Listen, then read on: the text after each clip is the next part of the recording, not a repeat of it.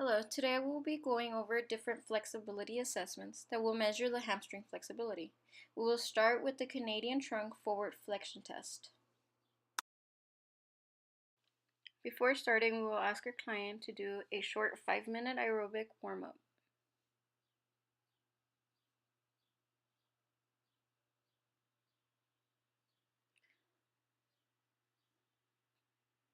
This would just be a moderate warm-up, and towards the end, we will be finishing with some flexibility exercises.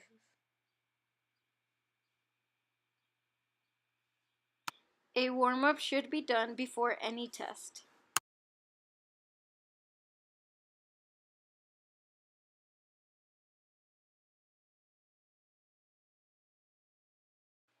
For this test, client will need to remove her shoes. The sit and reach box should be against the wall. Then we will ask client to sit, putting soles of her feet flat against the sit and reach box.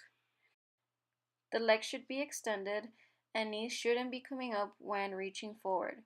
The client will reach forward with both hands parallel, or they can be overlapped, as you can see here. But it is important that they don't lead with one hand. Client will push forward as far as she can reach, and she will hold the position for 2 seconds. We will take the measurement using centimeters.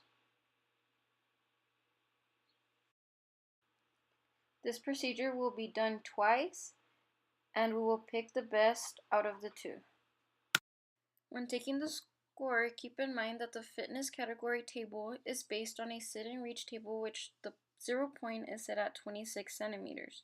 The 0 point in this sit and reach box that we are using is set at 23 centimeters. Therefore, we will need to subtract 3 centimeters from the actual score our client got in order to get the right score for our client. My client's best score was 36 centimeters. Minus the 3 centimeters, it gives her a score of 33 centimeters. She is 22 years old and is a female. Therefore, her fitness category is good. Next assessment is the YMCA sit and reach test. For this test, we will need a yardstick and a piece of tape around 10 to 12 inches because that's how far the feet will need to be apart. We will place the yardstick on the floor and the piece of tape across the 15-inch mark, as you can see here.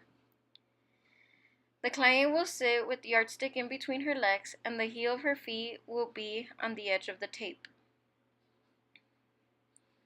Client will then reach forward, again with hands parallel or overlapped, both hands leading at the same time. She will hold the position for 2 seconds and will take the measurement in inches. Something important to tell your client is to exhale when they are reaching forward. We will pick the best score out of both and then look at the table for fitness categories for the YMCA sit and reach test. So she is 22 years old, female or woman, and her best score was 21 inches. Therefore, she is above average. Next, it's the chair sit and reach test. This test is used for older men and women who are 60 years and older.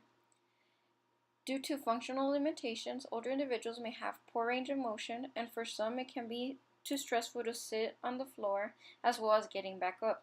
Therefore, using the chair will reduce stress from the spine and back. The equipment we will be using is a chair and a ruler. We will place the chair against the wall for stability and make sure the seat height measures 17 inches. We will ask the client to sit on the edge of the chair. Legs should be extended in front of their hip and heel should be on the floor with ankle dorsiflexed, while the other foot should be 6 to 12 inches apart, flat on the floor, and knee at a 90-degree angle. When reaching down, again, both hands leading at the same time, client should exhale and keep head forward in a normal alignment. This means the head should not be tucked. We will take the measurement by measuring the middle of the big toe to the fingertip of the middle finger. If client isn't able to reach past their toe, we will measure the space between the toe and the tip of the middle finger. and the measurements will be negative.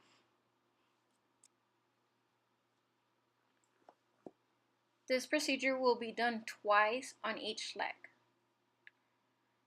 So the same procedures applies for the other leg. Leg should be extended with heel on the floor, dorsiflexed.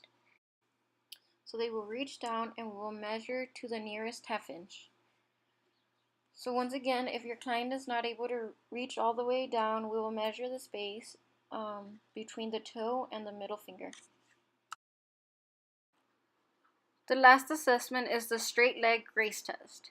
With this test, we will be measuring the flexibility of the hip extensors. All we need for this test is a goniometer. So first, have client lie supine on a flat surface. The leg we will be raising should be relaxed while the opposite leg is fully extended and flat on the floor or mat.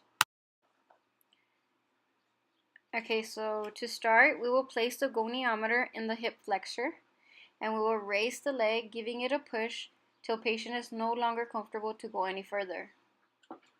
If the patient is having a hard time keeping the other leg extended on the floor or mat, you can assist by putting your knee over it to hold it down while pushing the other leg and measuring. We will do the same thing for both legs. The desirable angle is 90 degrees, but a minimum angle of 80 degrees is acceptable. Once you have the angles, you can report whether the range of motion is acceptable, greater than 80 degrees, or unacceptable, below 80 degrees. My client's angles were both over 80 degrees, therefore her range of motion is acceptable. And that's the end of the assessments. Thank you for watching.